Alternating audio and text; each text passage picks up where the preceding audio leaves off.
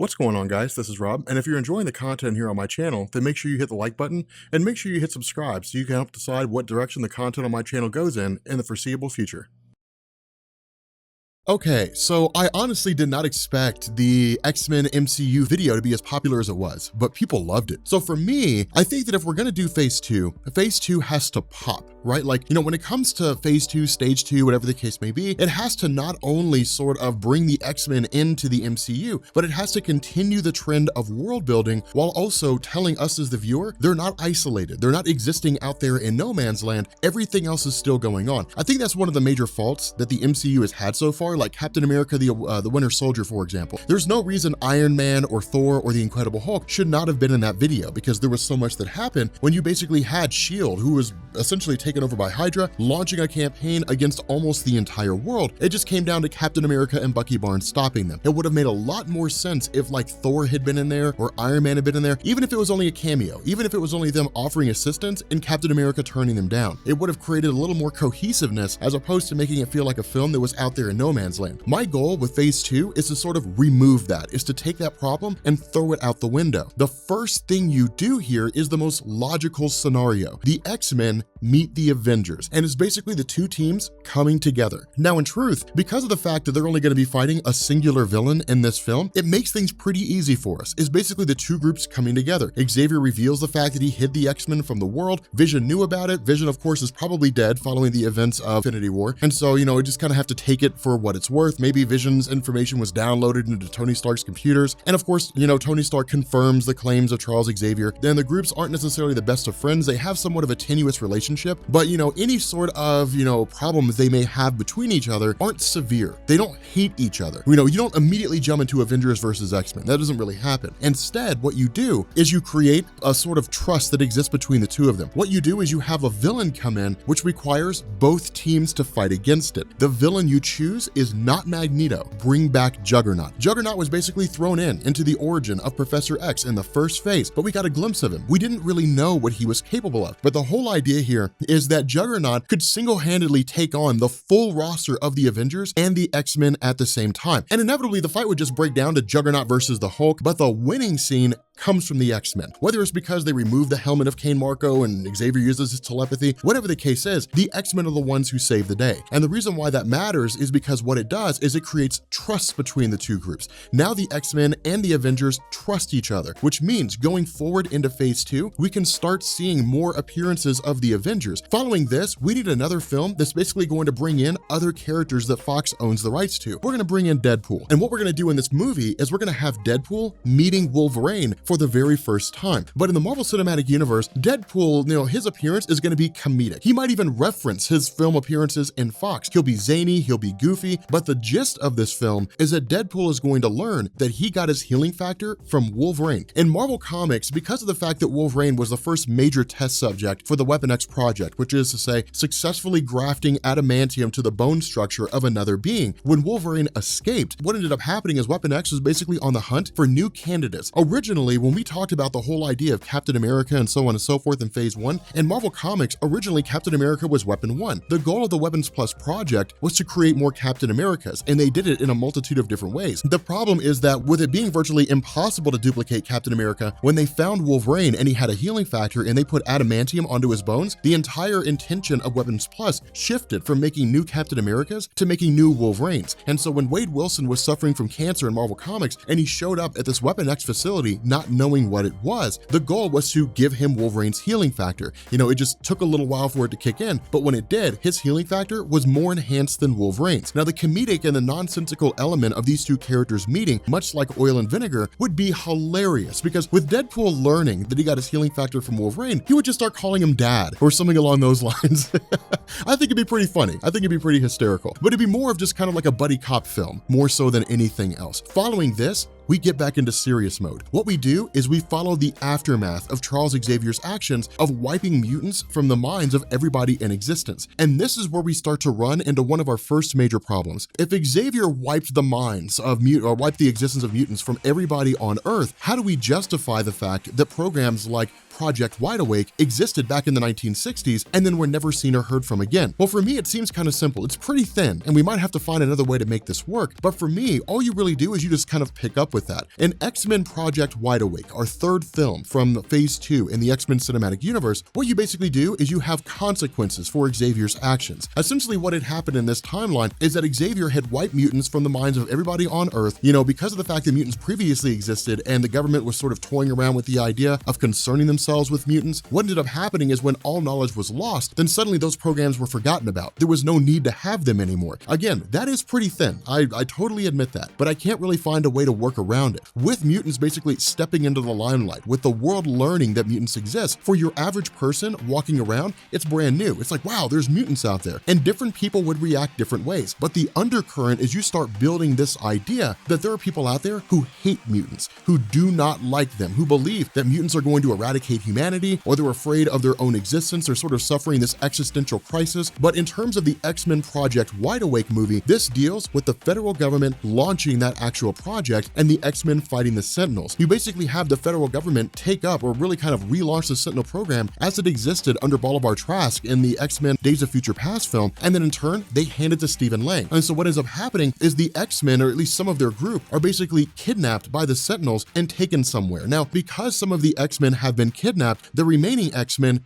go to the Avengers for help. They basically say, we need your assistance on this. Now, for the most part, that doesn't really work with regards to the traditional X-Men mythos, which is to say, in Marvel Comics, the X-Men, they play things close to the vest. They're very hush-hush when it comes to how things get done. They keep it all in-house. They really don't air their dirty laundry. But what it's designed to do is show that things are that desperate. Desperate times require desperate measures, and that's what you do here. The X-Men team up with the Avengers, they take off into space, they fight Stephen Lang, they fight his Sentinels, the X-Men and the Avengers basically win the day, the captured X-Men are rescued, and they start heading back to Earth. The problem with this is that on their way back, at the end of this film, they're suddenly hit by cosmic rays. And so what this does is it basically allows Jean Grey, the only X-Man there with telepathy, the one person who knows how to pilot a shuttle because she absorbed all the information she needed in order to pull it off, she basically grabs the shuttle, shuts down the minds of Tony Stark, Captain America, the X-Men, so on and so forth, and she pilots the shuttle back to Earth. Crashing into Earth, everybody thinks everything's gonna die. Jean Grey emerges, I am Phoenix, the X-Men and the Avengers who have regained consciousness are in awe. Movie ends, post-credits scene. The post-credits scene for this film is basically the Shiar Empire, but you don't know it, and you're not told that's what the Shiar Empire is. They're monitoring what's going on Earth, and one of them says, we have to alert the Magistrates, it's time. Things are beginning to go beyond the Earthlings' control. And that's it. Move on to the next film,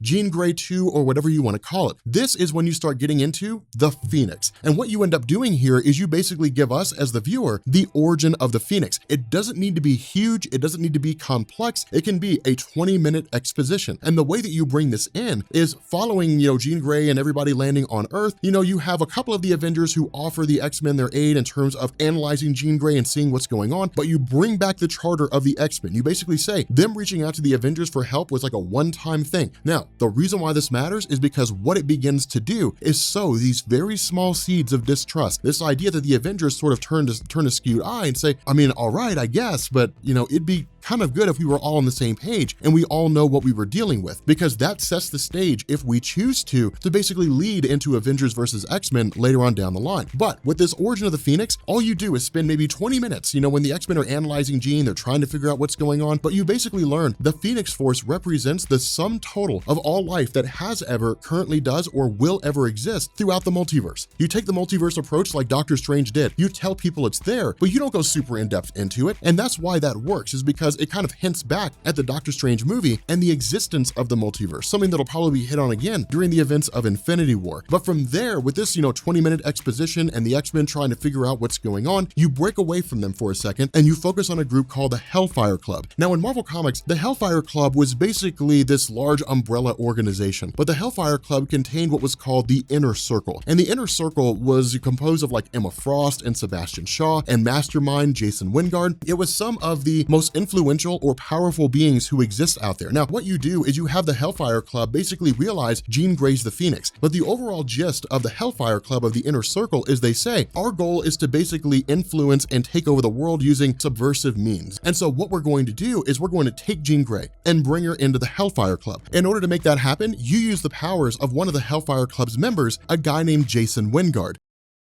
In Marvel Comics, Jason Wyngarde, as part of the Hellfire Club, was the guy who was tasked with bringing Jean Grey into the group. And basically, what Mastermind is able to do is manipulate the five senses. And so what he can do is he can trick you into believing that everything that you see, touch, smell, taste, hear, that it's real, that is all actually real. And that's why it's so important, is because in Marvel Comics, when Jason Wyngarde took over Phoenix, she believed everything that she was seeing was true. And she was operating and basically being subtly influenced by Mastermind for the purpose of being controlled by the Hellfire Club. And that's what you do here. But with Jean Grey being taken, the X-Men scramble, they begin to panic, the X-Men race off, they fight the Hellfire Club. In the midst of the conflict, Jason Wyngarde uses his powers to make Jean believe Cyclops has died. The result is that with the romance already having bloomed between the two of them, Jean Grey snaps. And as a result, when she loses her mind, she loses total emotional control. The Phoenix completely takes over and Jean Grey becomes the Dark Phoenix. Roll credits. From there, you walk away from everything that's been going on with Jean, the Phoenix Force, the X-Men, the whole 9 yards. What you do is you do Gambit 2. And all Gambit 2 does is it focuses on what Remy LeBeau's been doing since he's been kicked out of the X-Men. But the biggest brunt of this movie, the biggest focus of this movie is on two things. The first is that you're just constantly being met with the idea that different people out there hate mutant kinds. You start invoking things like the Friends of Humanity. You start bringing in a lot of these old school concepts from Marvel Comics, and you begin building this world that in the aftermath of everybody learning that the X-Men exist, some people laud them, some people hate them. Whatever the case may be, that's background stuff. The biggest emphasis behind it is just following him as he meets Rogue. Because when it comes to Marvel Comics, Gambit and Rogue, they go together like peas and carrots, to quote Forrest Gump. But it's cool because Rogue is a character we haven't seen yet, but she's also one of the most iconic members of 1990s X-Men. And so what you do is you basically have Rogue encounter Gambit in any particular circumstance, but you learn Rogue's powers. She cannot physically touch another human being without basically taking their memories, their life energy, and their powers if they have them. Gambit considers it somewhat of a challenge, but it's sort of a game between the two of them. Ultimately though, Gambit realizes what's going on with Jean Grey, realizes what's going on with the Phoenix and that kind of stuff, but he doesn't really care. He's just sort of out there in no man's land and isn't really worried about what's going on. Instead, a romance is building between Gambit and Rogue. From there, you transition back to everything that's going on with the X-Men, and you basically pick up with the Dark Phoenix film. And what we end up getting here is this exposition on the origin of the Shiar Empire, the group that we saw in the post-credit scene. And you basically learn the Shiar Empire is one of many alien races that exist out there that's basically an empire unto itself, composed of a multitude of alien races that all swear loyalty to the Magister or Magistrix. In this instance, it's Lalandra. It's leading her soldiers to Earth and basically telling the X-Men, here is who we are. We worship the Phoenix Force or whatever it is. We are its protector. Jean Grey in possession of the Phoenix Force is a universal threat because she's not in control anymore. And so because of that, Jean Grey has to die. And so what this does is it leads to a battle between the X-Men and the Shiar Empire, going to war against one another. The other half of this is that you could basically set up for Avengers versus X-Men if you wanted to. Instead of invoking the Shiar and eliminating that entire post-credit scene that we had before, what you could basically do is you could have the Dark Phoenix and you could have the X-Men and you could have the Avengers team up to take down the Dark Phoenix. But in the aftermath of it all, the Avengers start asking the question, should we really trust the X-Men? Can we really trust this group? Because in this scenario, we offered aid. They kept the doors closed to us. And in the aftermath of this, Jean Grey's lost her mind. She's become this universal entity. It took all kinds of power to basically bring her down. Maybe we can't trust the X-Men. Maybe we should keep a closer eye on them. And so because of that, there begins to sow these increased,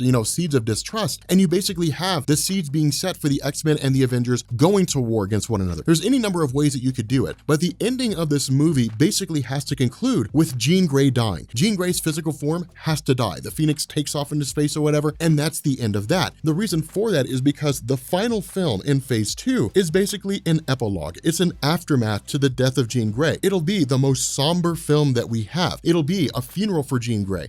All these different X-Men showing up, maybe even some mutants that we haven't seen before, they show up, and then from there, it breaks off into how each person is dealing with it. How is Charles Xavier dealing with the death of Jean Grey as the man who mentored her? How do you deal with Wolverine? How does Wolverine handle this when he was in love with Jean Grey? Cyclops was in love with Jean Grey. They were in a relationship and they were going to get married. How does does he deal with this? And so the movie basically ends with Wolverine saying, I need time alone. And he leaves the X-Men. That allows you to go into his own solo film, his second solo film. From there, Cyclops leaves the X-Men and says, I can't handle this. The sacrifice is too much to bear. Charles Xavier himself ponders disbanding the X-Men, although he doesn't. The leaving of Wolverine, the leaving of Cyclops, what it does is it allows the other members of the classic X-Men team, the people who have been the friends of Jean Grey the longest, Iceman, Beast, Angel, they basically walk away from the X-Men. They say, we can't do this anymore. It's too much of a sacrifice. This emotional toll is too much, whatever the case may be, but they basically leave. And so all you're left with is this second generation of new X-Men that are led by Storm instead of Cyclops. Maybe in the aftermath of Jean Grey dying, Gambit comes back because Rogue convinced him to. Gambit rejoins the X-Men and Rogue joins as well. But whatever the case is, you basically usher in this new generation of X-Men while setting the stage for the formation of X-Factor in Phase 3. But with that being said, guys, we're gonna bring this video to an end. If you are new here to Comics Explained, make sure you guys hit the sub button to become part of the Rob Corps. If you guys enjoy this video, make sure you drop a like. This is fun. I love doing stuff like this. I think we'll do one with the Fantastic Four once we're done with the X-Men. I love this idea of going through and just kind of bringing characters in to the MCU, but I love doing stuff like this. But anyway, guys, we're gonna bring this video to an end, and I will catch you all later.